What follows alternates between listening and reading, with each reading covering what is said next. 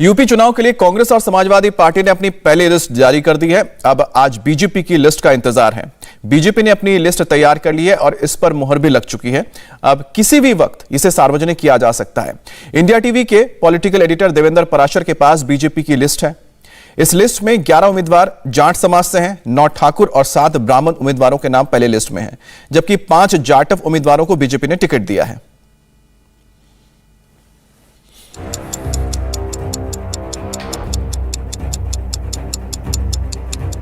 Countdown शुरू हो चुका है। लिस्ट तैयार हो चुकी है।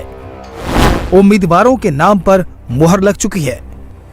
3 दिन और 25 घंटे का मंथन और उसके बाद प्रधानमंत्री नरेंद्र मोदी की मौजूदगी में बीजेपी सेंट्रल इलेक्शन कमेटी ने यूपी के उम्मीदवारों के नाम पर मुहर लगा दी। यह लिस्ट अब कभी भी बाहर आ सकती है, लेकिन उससे पहले इंडिया टीवी के पास एक्सक्लूसिव जानकारी आ गई।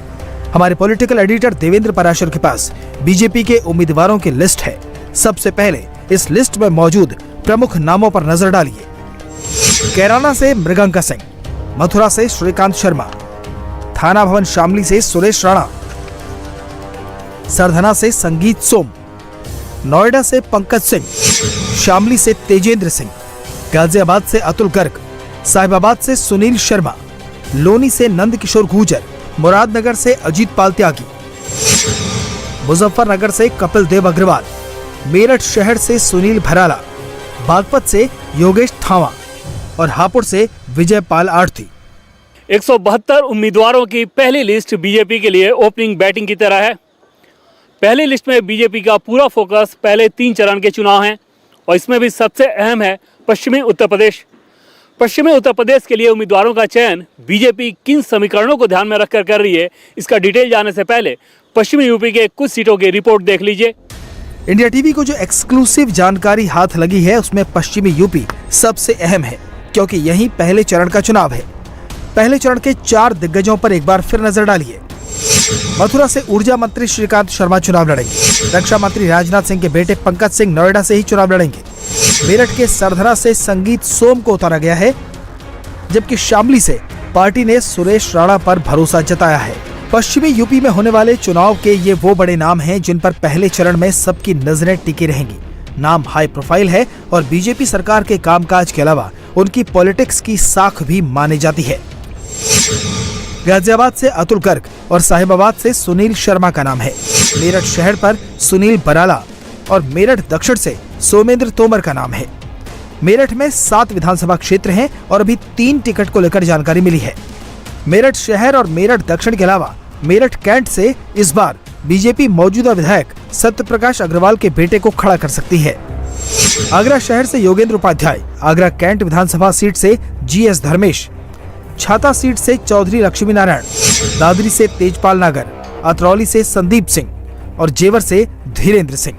ये वो नाम है जो बीजेपी की पहली लिस्ट में बताए जा रहे हैं और आज किसी भी वक्त इनके नाम का ऐलान हो सकता है। पूरी केंद्रीय चुनाव समिति मौजूद रही और आज की इस बैठक के माध्यम से जो 172 सीटों को लेकर चर्चा हुई, बहुत सार्थक हुई और भारतीय जनता पार्टी शानदार विजय, जैसी विजय हमने 2017 में प्राप्त की थी, उससे भी शानदार विजय हम 2022 में प्राप्त करेंगे। बीजेपी से पहले यूपी चुनाव के लिए समाजवादी पार्टी और राष्ट्रीय लोकदल गठबंधन ने गुरुवार को अपनी पहली लिस्ट जारी कर दी। पहली लिस्ट में 29 उम्मीदवार 10 समाजवादी पार्टी के हैं और बाकी 19 RLD के हैं। 29 उम्मीदवारों में 9 मुसलमान हैं, बाकी 20 उम्मीदवार जाट और दूसरी जातियों के हैं। इसमें ब्राह्मण भी हैं और जाटव भी। समाजवादी पार्टी की इस लिस्ट में सबसे ऊपर जो नाम है वो है नाहिद हसन का, जो कैराना से समाजवादी पार्टी के उम्मीदवार है। खतौली से राजपाल सिंह सैनी RLD के उम्मीदवार हैं। बागपत से RLD ने अहमद हमीद को टिकट दिया है। गाजियाबाद के लोनी से मदन भैया RLD के उम्मीदवार हैं। गाजियाबाद के साहिबाबाद से समाजवादी पार्टी ने अमरपाल शर्मा को उम्मीदवार बनाया है। मोदीनगर से RLD ने सुदेश शर्मा को खड़ा किया है। हापुड़ से RLD ने गजराज सिंह तो अलीगढ़ से समाजवादी पार्टी ने जफर आलम को टिकट दिया है।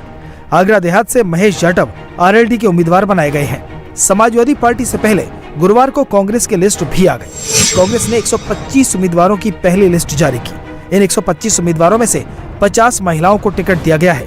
कांग्रेस की लिस्ट में 20 मुस्लिम चेहरे हैं। कांग्रेस ने उन्नाव सदर सीट से रेप पीड़ित की मां को टिकट दिया है।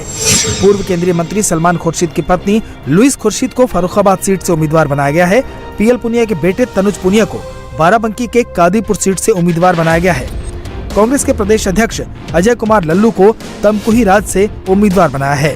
प्रमोद तिवारी की बेटी और विधानसभा में कांग्रेस विधायक दल की नेता आराधना मिश्रा प्रतापगढ़ के रामपुर खास सीट से चुनाव लड़ेगी। शाहजहांपुर से आशा वर्कर पूनम पांडे को मौका दिया गया है, जबकि नोएडा से पंखुड़ी पाठक को उतारा गया है। मेरठ की हस्तिनापुर सीट से मॉडल अर्चना गौतम को टिकट मिला है। और ऐसे प्रत्याशी हों जो एक नई राजनीति का पहल करें पूरे प्रदेश में। इसमें इस सूची में 40% महिलाएं हैं और 40% युवा भी हैं। हमें आशा है कि इनके जरिए हम एक नई उम्मीद और एक नई तरह की राजनीति प्रदेश में उभार पाएंगे। पहले चरण के पत्ते खुल चुके हैं। अब बीजेपी की तरफ से उम्मीदवारों के नाम के ऐलान के साथ ही पश्चिमी यूपी की जंग का चेहरा साफ हो जाएगा। Devendra Parashar, India TV, Delhi. India TV हर वक्त हर जगह डाउनलोड करने के लिए सर्च करें India TV news Google play store या ऐप स्टोर पर।